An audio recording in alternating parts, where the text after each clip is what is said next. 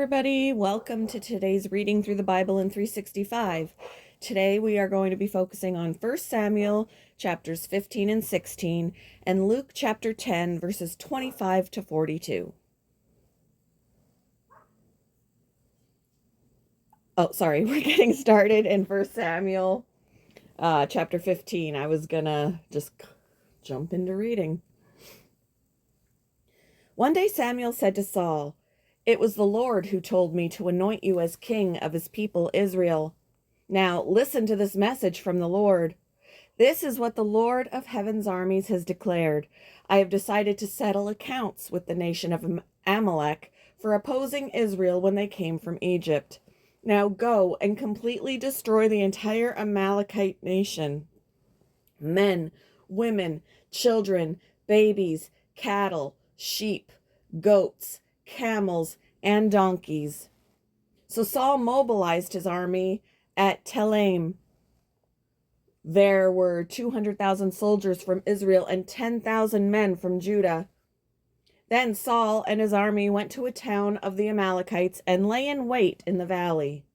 Saul sent his warning to the Kenites, "Move away from where the Amalekites live, or you will die with them. For you showed kindness to all the people of Israel when they came up from Egypt." So the Kenites packed up and left.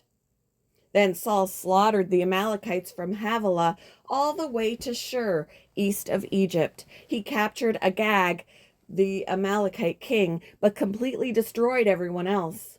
Saul and his men spared Agag's life and kept the best of the sheep and goats, the cattle, the fat calves, and the lambs, everything, in fact, that appealed to them. They destroyed only what was worthless or of poor quality. Then the Lord said to Samuel, "I am sorry that I ever made Saul king, for he has not been loyal to me and has refused to obey my command." Samuel was so deeply moved when he heard this that he cried out to the Lord all night. Early the next morning, Samuel went to find Saul. Someone told him, "Saul went to the town of Carmel to set up a monument to himself." Then he went on to Gilgal. When Samuel finally found him, Saul greeted him cheerfully. "May the Lord bless you," he said. "I have carried out the Lord's command." "Then what is all the bleating of sheep and goats and the lowing of cattle I hear?" Samuel demanded. "It's true that the army spared the best of the sheep, goats, and cattle," Saul admitted, "but they are going to sacrifice them to the Lord your God. We have destroyed everything else." Then Samuel said to Saul, "Stop. Listen to what the Lord told me last night." "What did he tell you?" Saul asked. And Samuel told him, although you may think little of yourself, are you not the leader of the tribes of Israel? The Lord has anointed you king of Israel, and the Lord sent you on a mission and told you, 'Go and completely destroy the sinners, the Amalekites, until they are all dead.' Why haven't you obeyed the Lord? Why did you rush for the plunder and do what was evil in the Lord's sight?" "But I did obey the Lord," Saul insisted. "I carried out the mission he gave me. I brought back King Agag, but I destroyed everyone else. Then my troops brought in the best of the sheep, goats, cattle, and plunder to sacrifice to the Lord, your God, in Gilgal." But Samuel replied, "What is more pleasing to the Lord, your burnt offerings and sacrifices, or your obedience to his voice? Listen, obedience is better than sacrifice, and submission is better than offering the fat of rams. Rebellion is as sinful as witchcraft, and stubbornness as bad as worshiping idols. So because you have rejected the command of the Lord, he has rejected you as king." Then Saul admitted to Samuel, "Yes, I have sinned.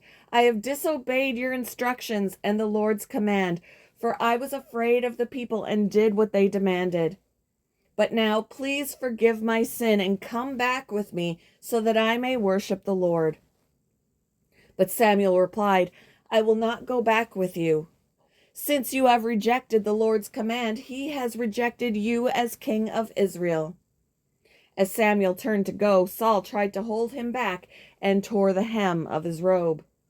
And Samuel said to him, "The Lord has torn the kingdom of Israel from you today and has given it to someone else, one who is better than you. And he who is the glory of Israel will not lie, nor will he change his mind, for he is not human that he should change his mind."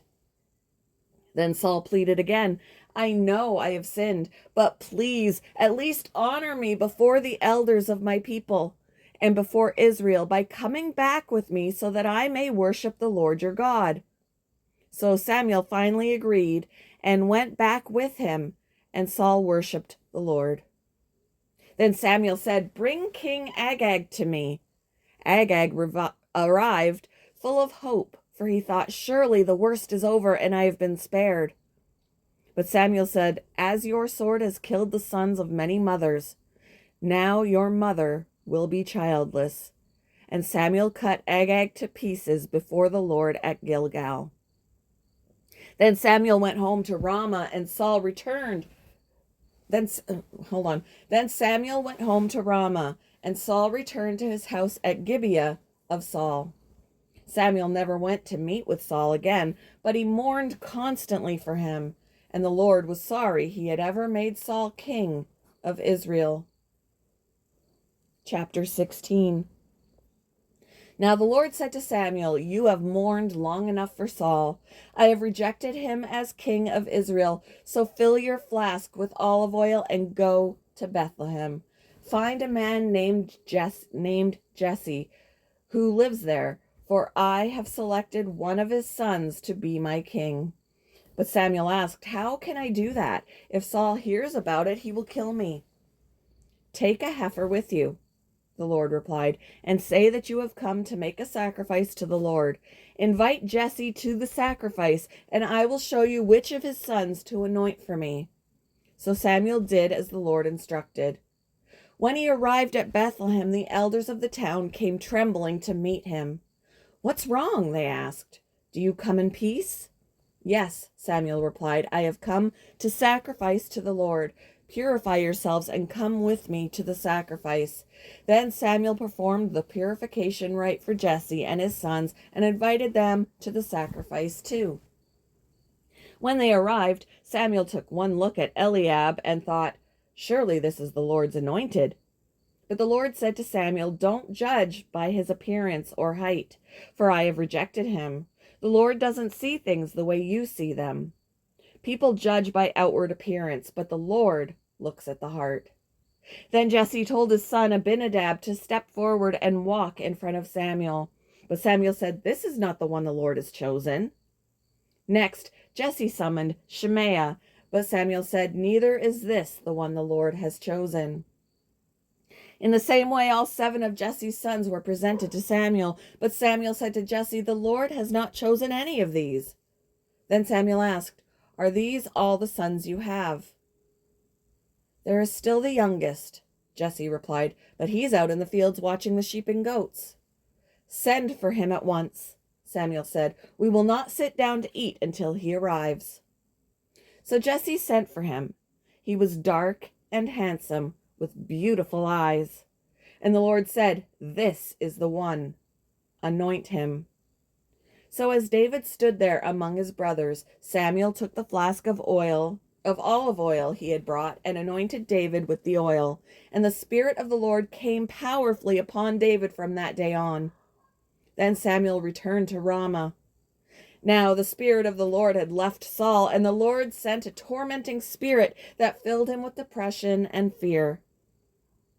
Some of Saul's servants said to him, "A tormenting spirit from God is troubling you.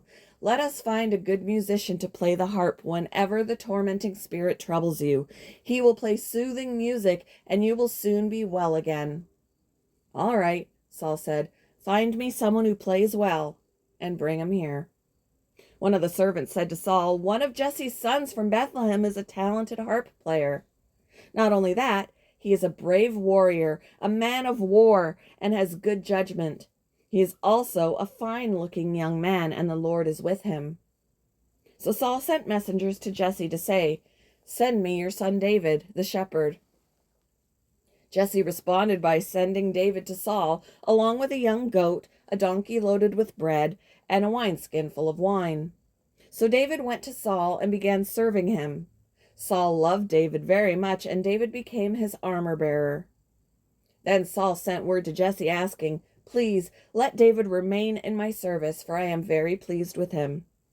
And whenever the tormenting spirit from God troubled Saul, David would play the harp. Then Saul would feel better, and the tormenting spirit would go away. Moving on to Luke chapter 10, verses 25 to 42.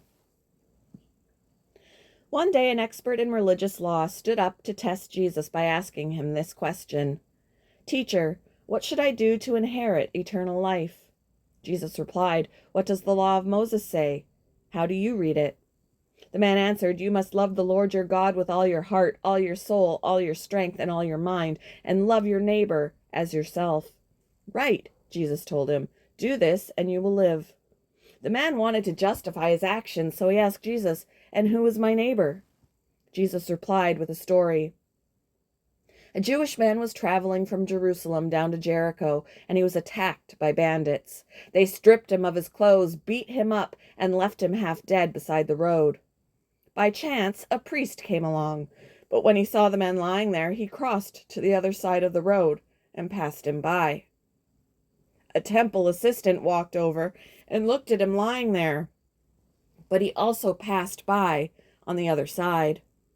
Then a despised Samaritan came along, and when he saw the man, he felt compassion for him. Going over to him, the Samaritan soothed his wounds with olive oil and wine and bandaged them. Then he put the man on his own donkey and took him to an inn, where he took care of him. The next day he handed the innkeeper 2 silver coins, telling him, "Take care of this man. If his bill runs higher than this, I'll pay you the next time I'm here." Now, which of these 3 would you say was a neighbor to the man who was attacked by bandits? Jesus asked. The man replied, "The one who showed him mercy." Then Jesus said, "Yes. Now go and do the same." As Jesus and the disciples continued on their way to Jerusalem, they came to a certain village where a woman named Martha welcomed him into her home. Her sister Mary sat at the Lord's feet, listening to what he taught. But Martha was distracted by the big dinner she was preparing. She came to Jesus and said, "Lord, doesn't it seem unfair to you that my sister just sits here while I do all the work? Tell her to come and help me."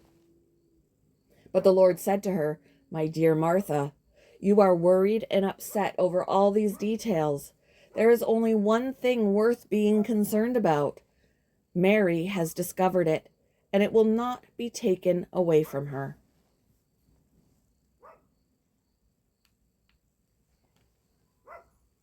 Thank you for joining me for today's reading through the Bible in 365. I hope you all have a wonderful Thursday, and I will see you in the next one.